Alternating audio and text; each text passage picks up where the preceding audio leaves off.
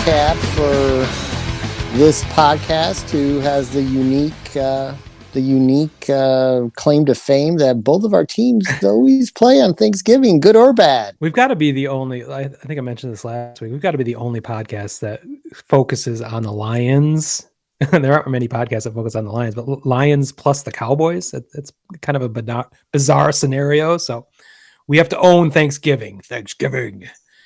And unfortunately, we did not own Thanksgiving on any way, but no, the Cowboys came up just short on Thanksgiving for their fourth loss of the year. 3 of those can be phrased as coming up just short. Yeah. I thought you had the best game of the day, though, at least. I mean, that was a compelling game. It was fun. Yeah. Obviously the injuries on defense are starting to catch up with the Cowboys a little bit as the Raiders were kind of able to run and pass and kind of do whatever they pretty much wanted, it seemed like, from an offensive standpoint.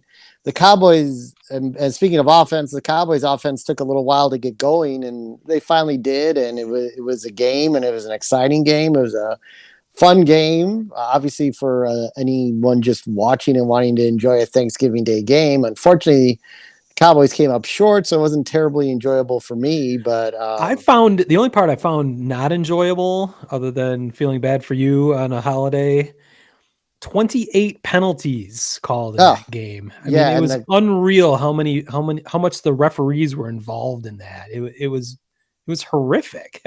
It had no flow to it. It was bizarre. Like how much, I don't know if I didn't notice that one team was being favored over another necessarily. I don't know if you perceived it that way, but just too many penalties in general.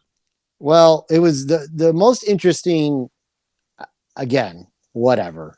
The Cowboys should have won the game. End of story.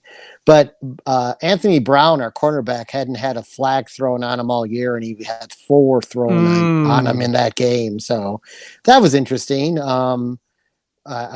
A couple of them, at least 2 of them, I would say were deserved. But whatever.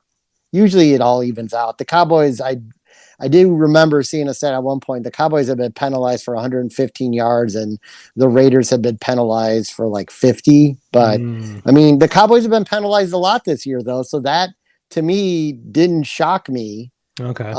They have a lot of false starts on their offensive line, and they shoot themselves in the foot a lot, especially in the red zone. And it catches up with you. And But the Raiders did get to move the ball downfield on a couple of like long pass interferences that were called against Brown. So anyway, I mean, the Cowboys again were without their top 2 receivers, but like I said, that's what kind of took the offense a little bit to get going. Cooper would be coming back next week because he's only out because of COVID. Tomorrow. Oh, I forgot they're playing Thursday night. Yeah, then they get their mini bye week finally. They get 10 days off, and there's some good news about tomorrow night against the Saints. You get CeeDee Lamb and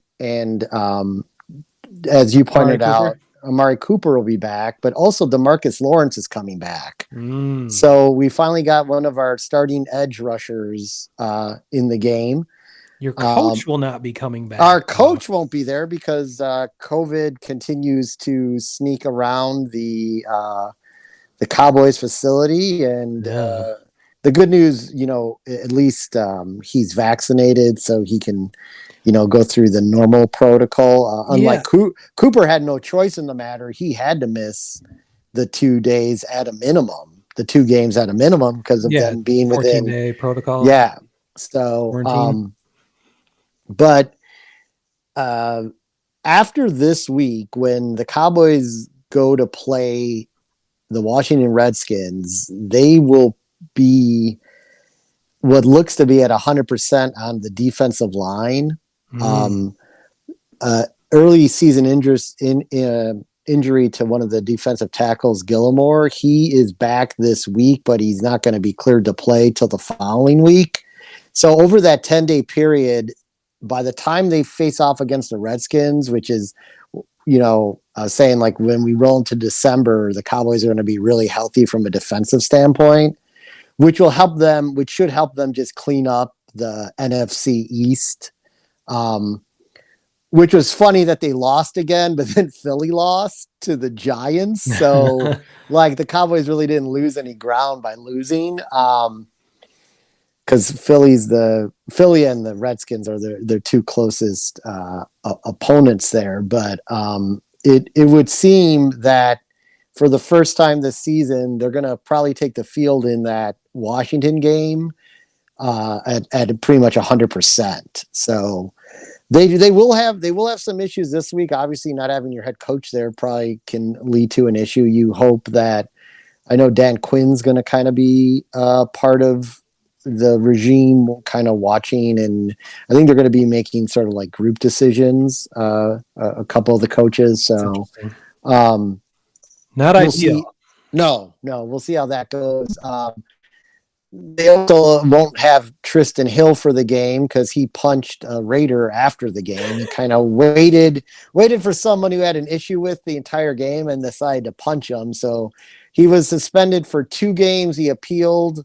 This moves a lot faster than we see in baseball. He actually appealed, and they heard the appeal prior to the Thursday game. What a shocking development. Wow. And he lost a game, so he's only going to lose 1 game. So I guess he's sitting out the Saints game. So they'll be without him.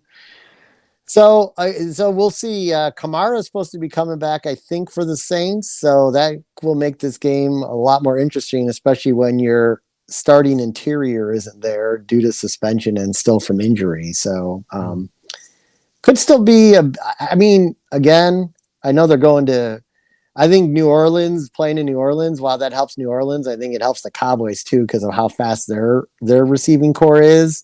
And now you'll have Cooper, Lamb, and Gallup all on the field for the first time this year. Oh, wow. For a whole year. Yeah. I didn't realize that. So that should be fun to watch. That is going to be a lot of the ability to throw the deep ball should be available to the Cowboys. Word Hole Media.